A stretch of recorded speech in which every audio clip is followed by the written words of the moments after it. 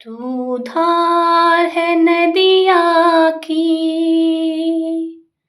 मैं तेरा किनारा हूँ। तू मेरा सहारा है, मैं तेरा सहारा हूँ। दो पल के जीवन से एक उम्र चुरानी है। जिंदगी और कुछ भी नहीं, तेरी मेरी कहानी है।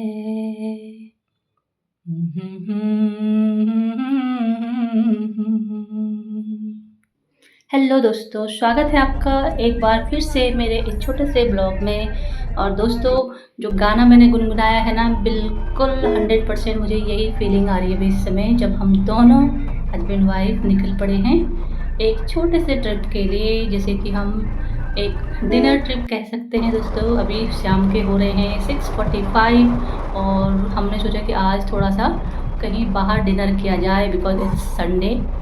तो दोस्तों, निकल तो पड़े थे घर से। दैट टाइम मौसम वॉज वेरी क्लियर, मतलब वेदर बिल्कुल क्लियर था। लेकिन इस साइड को जैसे हम रिस्पना क्रॉस किया ना, तो यहाँ पे देखिए बारिश हो गई है ज़बरदस्त।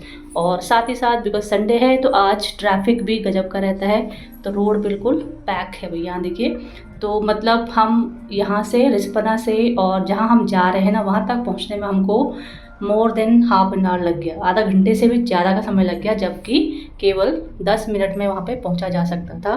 तो ये देखिए, रास्ते में बारिश, गजब की बारिश है। सामने देखो, विजुअल कुछ भी नहीं है सामने विंडो पे। और आप और मतलब आगे से देखो, ट्रक भी लग गया है।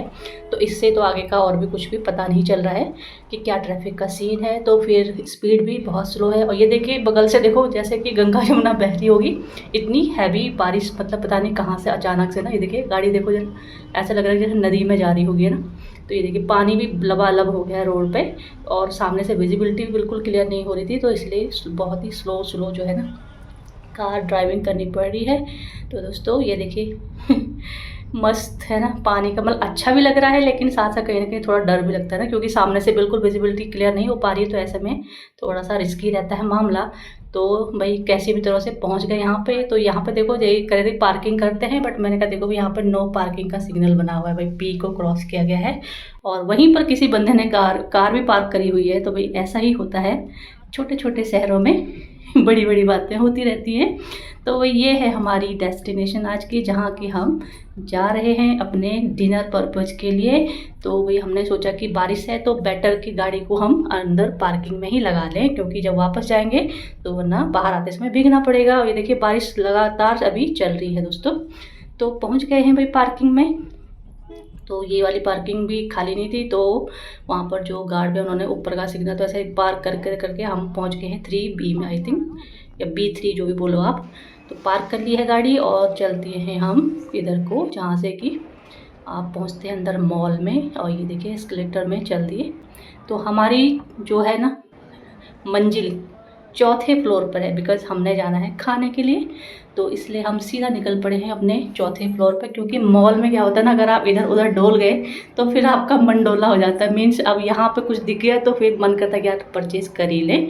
तो बेटर कि सीधा अपनी जहाँ पे टारगेटेड प्लेस है ना, वहीं जाए। तो ये है भाई आज का हमारा टारगेटेड प्लेस, जिसको कि हम करने जा रहे हैं एक्सप्लोर। हमने कहा देखते हैं यहाँ की सर्विस और यहाँ का फूड कैसा होता है टेस्ट में, है ना। तो गए हम। वैसे देखे तो ये देखिए आप, 1 2 3 4th मॉल पे है यहाँ पे। तो ये भाई हमने स्टार्ट कर ली है अपनी डिनर की रेसिपीज को टेस्ट करना। तो यहाँ पे 1 बाय 1 ये लाए जा रहे हैं भाई फटाफट से। तो बारबेक्यू है ना। तो यहाँ पे इन्होंने अपनी चॉइस के जो भी हमने ऑर्डर किया है, तो आई थिंक पर पर्सन 1000 रुपये समथिंग होता है। तो आप उतने में जितना भी आप खाइए, प्लस आपका डिनर की जो अदर फिर जो मेन कोर्स होता है वो भी अवेलेबल है। तो मेरा तो भाई इतने में ही पेट भर जाता है, because I am very less eater बहुत कम खाती हूँ, और उतने में ही मेरा पेट भर गया। तो मैंने तो बाकी का जो मेन कोर्स तो मैंने देखा भी नहीं। मैं थोड़ी सी एक क्यूब आइसक्रीम के लिए वहाँ से और निकल पड़े बाहर। और अभी हस्बैंड फ़िलहाल बिल पे कर रहे हैं, यहाँ पे थोड़ा टाइम लग रहा है। तो ये देखिए, यहाँ पर है बारबेक्यू नेशन। तो आप लोग भी ज़रूर कभी आइए और यहाँ के खाने का आनंद लीजिएगा कभी मतलब हॉलीडे के दिन अपनी फैमिली के साथ। तो भाई हम तो निकल गए हैं बाहर, और यहाँ पर मैं बता दूँ मैंने यहाँ पे एक सूट भी परचेज़ किया है, लेकिन उसकी वीडियो मैंने बनाई नहीं है, तो मैं आपको दिखाती हूँ वीडियो के लास्ट में, थोड़ा सा उसकी झलक दिखा देती हूँ और आगे किसी ब्लॉग में आपको पहने हुए भी दिख जाऊँगी, है ना। तो ये देखिए वापस आ चुके हैं। इस समय बारिश थोड़ा क्या काफ़ी कम हो गई है, अभी देखिए तो विजिबिलिटी बिल्कुल क्लियर ही है। तो ये है भाई मॉल ऑफ देहरादून।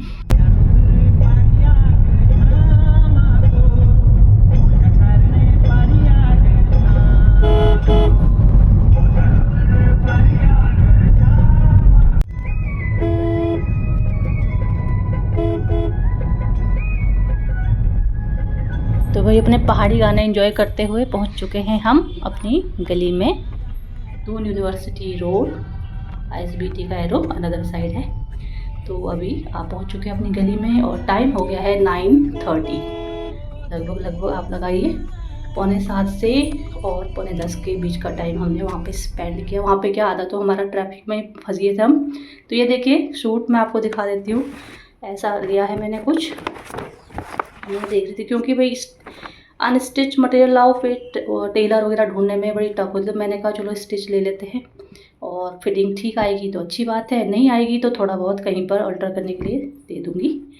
तो ये था भाई मेरा सूट जो मैंने वहाँ से परचेज किया है ना। तो इसको देख लीजिए और नेक्स्ट किसी ब्लॉग में आपको मैं ज़रूर इसको पहन के भी दिखाऊंगी। तो दोस्तों आपको कैसा लगा आज का छोटा सा ब्लॉग, मेरा छोटा सा वीडियो, ज़रूर कमेंट में बताइए और सूट कैसा है ये भी ज़रूर बताइएगा। Bye bye.